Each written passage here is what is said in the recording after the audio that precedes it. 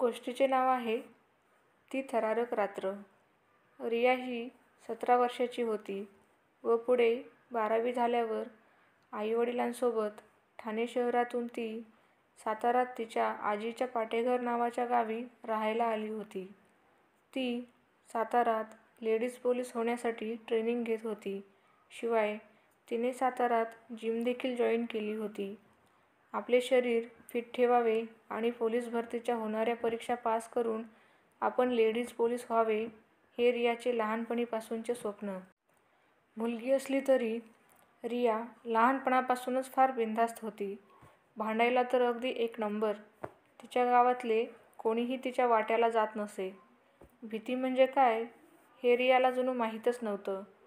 पण पुढे तिच्यासोबत किती भयानक घडणार आहे याची तिला काहीच कल्पना नव्हती.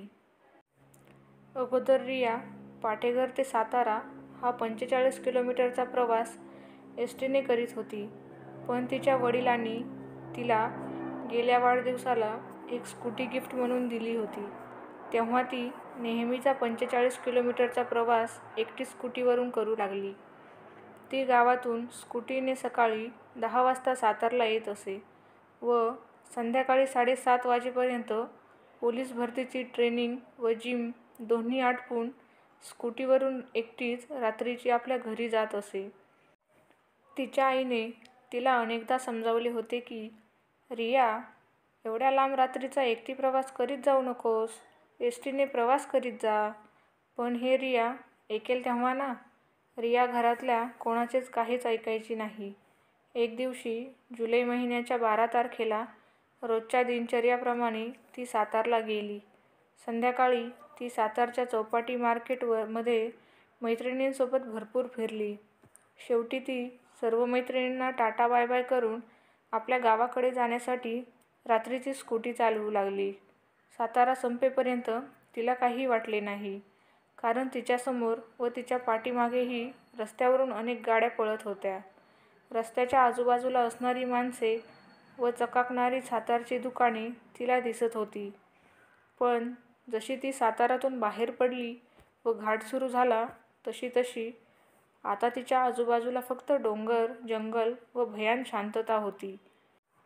पुढे पाठी चुकून एखादे वाहन दिसले तर दिसायचे, अन्यथा संपूर्ण घाटाच्या रस्त्यावर रिया एकटीच स्कूटी चालवत होती.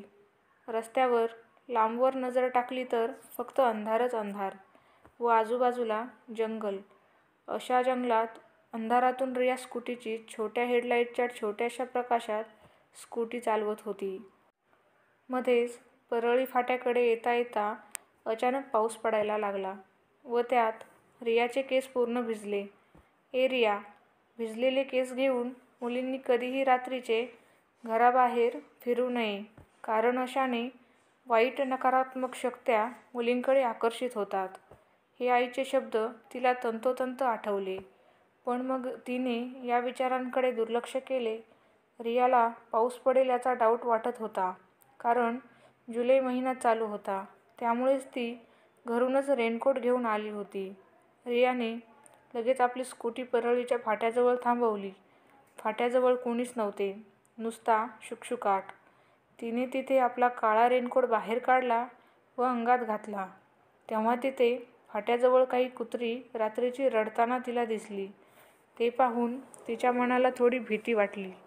पण ती आपल्या स्कूटीवर परत बसली व आपल्या गावाच्या दिशेने स्कूटी चालवू लागली. रात्रीची स्कूटी चालवताना ती इतर गावे पार करत होती. रात्रीची सर्व गावांमध्ये भयान शांतता होती.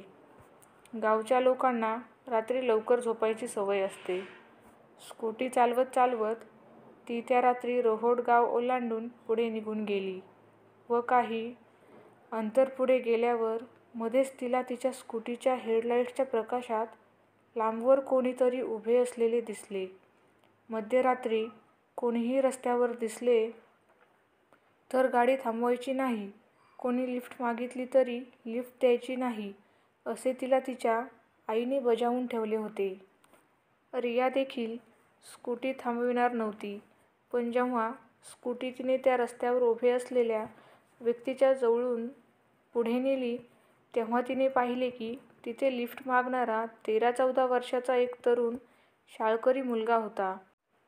रियाने त्या मुलापासून 5 पावले पुढे स्कूटी थांबवली व पाठी वळून पाहिले तर तो मुलगा एकटक खाली मान घालून रात्रीचा तसाच त्या पावसात भिजत उभा होता. त्याने गावच्या शाळेच्या गणवेशात होता. रिया त्या मुलाकडे मागे वळून पाहिल्यावर तिला प्रथम नवल वाटले की हा मुलगा असा एकटाच उभा, एवढ्या रात्रीचा तोही पावसात, इथे उभा कसा? तिला त्याची दया आली व तिने त्या मुलाला आवाज दिला. "अरे ए, कुठे जायचंय रे तुला? मी पाठेघरला चालले. चल तुला तुझ्या गावी सोडते." पण तरी तो मुलगा काहीच प्रतिसाद न देता रात्रीच्या धो-धो पावसात तसाच एकटक खाली मान घालून उभा होता. रियाने रागात परत आवाज दिला. "ए भैऱ्या, ऐकायला येत नाही का? गेले तर परत तुला कोणतीच गाडी भेटणार नाही. बोल ना कुठे जायचंय? असा एवढ्या रात्रीचा इथे एकटा का भिजत उभा आहेस?" पण मग तो मुलगा तसाच खाली मान घालून रियाजवळ आला व सरळ स्कूटीच्या पाठीमागे बसला. तसाच खाली मुंडी घालून बसला. शिवाय एखादी व्यक्ती जेव्हा आपल्या स्कूटी किंवा बाईकच्या पाठीमागे बसते तेव्हा चालविणाऱ्या व्यक्तीला जरा तरी जड वाटते. पण रियाला तसे काहीच जाणवले नाही. आपल्या मार्गाने रिया पुन्हा रात्रीची स्कूटी चालवायला सुरुवात केली. रिया अधूनमधून स्कूटीच्या हँडलवरच्या 2 छोट्या आरशातून पाठीमागे त्या मुलाकडे नजर टाकीत होती. पण तो मुलगा तसाच खाली मान घालून बसलेला होता. रियाने मग स्वतःहून त्या मुलाला प्रश्न विचारला, "कुठल्या गावचा रे तू? आणि तिथे रात्रीचा पावसात एकटा का उभा होतास?" तो मुलगा खाली मान घालूनच एवढेच म्हणाला, "मी वेणेखोल गावचा." त्या मुलाने प्रतिसाद दिल्यावर रियाला थोडे बरे वाटले, कारण त्याने थोडा प्रतिसाद तरी दिला. तिने परत त्याला प्रश्न केला, "कितवीला आहेस?" तेव्हा तसाच खाली मान घालूनच तो मुलगा बोलला, "10वीला."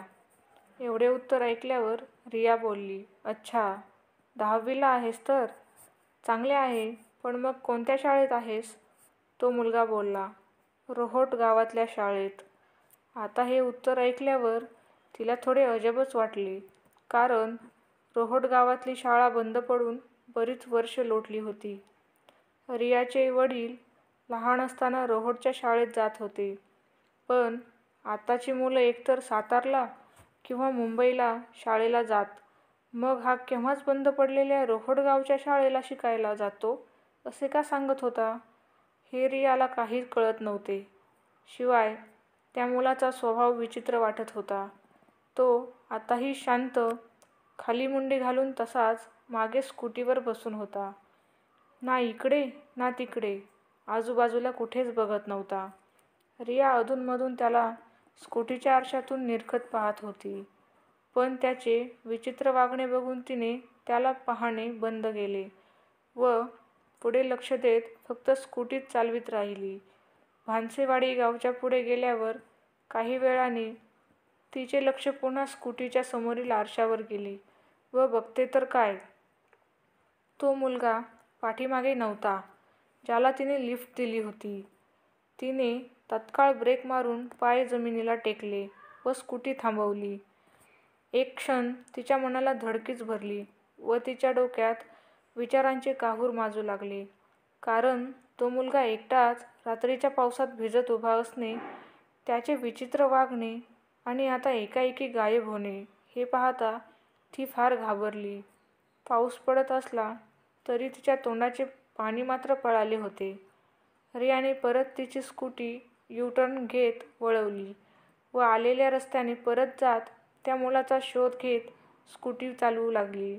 स्कूटी चालवत जवळजवळ ती त्याच ठिकाणी परत आली, जिथे तिने त्या मुलाला लिफ्ट दिली होती.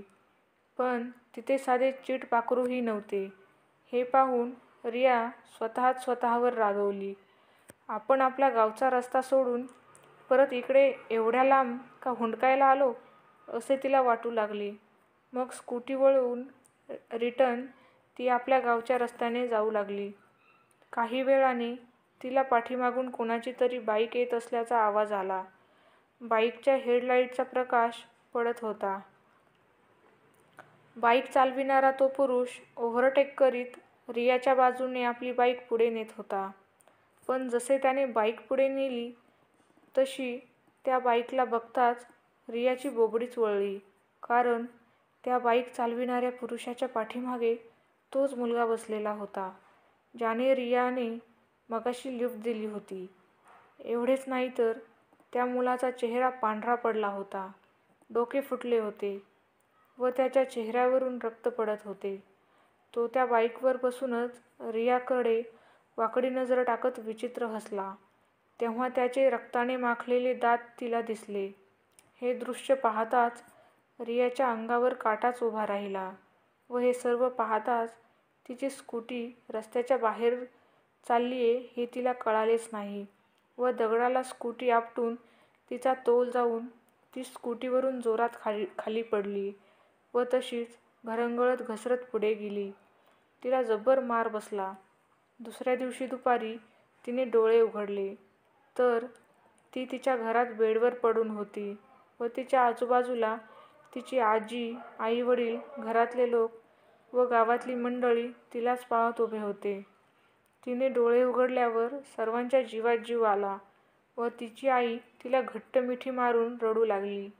तिच्या वडिलांनी काल रात्री तिचे ॲक्सिडेंट कसा घडला याबद्दल तिच्याकडे विचारपूस केली असता तिने झालेला सर्व प्रकार वडिलांना सांगितला. तिच्यासोबत घडलेली घटना ऐकताच तिच्या आई-वडील अक्षरशः घाबरले. तिचे वडील बोलले की तुला जो मुलगा काल रात्री दिसला होता ना, ज्याला तू लिफ्ट दिली होतीस, तो एकेकाळी माझ्याच वर्गातला माझा मित्र गणू होता. आम्ही लहानपणापासूनच एकत्र रोहोटच्या शाळेत एकाच वर्गात शिकत होतो. पण जेव्हा आमची 10वी झाली होती तेव्हा 10वीच्या बोर्डाच्या पेपरला एकदा त्याला यायला अर्धा तास उशीर झाल्याने म्हणून मास्तरांनी त्याला पेपरला बसूच दिले नाही. यामुळे त्याने रस्त्यात एका ठिकाणी विष पिऊन आत्महत्या केली. त्यानंतर तो अनेक जणांना रात्रीचा मदत मागताना त्या रस्त्यावर दिसू लागला व आजही दिसतो. तुझे नशीब पोरी, म्हणून तू वाचलीस. काळ आला पण वेळ आली नव्हती. वडिलांचे हे शब्द ऐकताच रियाला आणखीनच ताप चढला. पण 2-3 दिवसांनी देवाच्या कृपेने ती ठीकही झाली व पुढे तिने आयुष्यात कायम आई-वडिलांचे म्हणणे ऐकायचे ठरवले. तिला कळले की आई-वडील जे सांगतात ते आपल्या भल्यासाठीच असतं व तिने आई-वडिलांचे बोलणे मागेच ऐकले असते तर त्या रात्री तिच्यावर ही जी वेळ आली ती आली नसती. गोष्ट आवडली असेल तर आपल्या साहित्यसार या यूट्यूब चॅनलला सबस्क्राईब करा आणि बेल आयकॉन दाबण्यास विसरू नका, ज्यामुळे तुम्हाला अशाच नवनवीन आणि थरारक गोष्टी ऐकण्यास मिळतील. धन्यवाद.